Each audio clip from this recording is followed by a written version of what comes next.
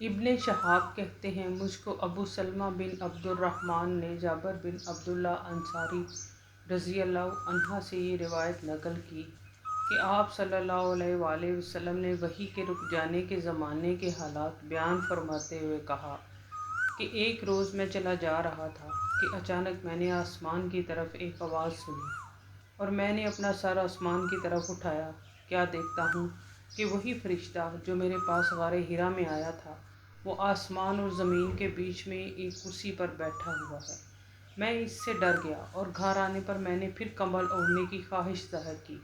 اس وقت اللہ پاک کی طرف سے یہ آیات نازل ہوئیں، اے لحاف اوڑھ کر لیٹنے والے، اٹھ کھڑا ہو اور لوگوں کو عذاب الہی سے ڈرا اور اپنے رب کی بڑائی بیان کر اور اپنے کپڑوں کو پاک صاف رکھ اور گندگی سے دور رہ۔ اس کے بعد وحی تیزی کے ساتھ پے در پہ آنے لگی۔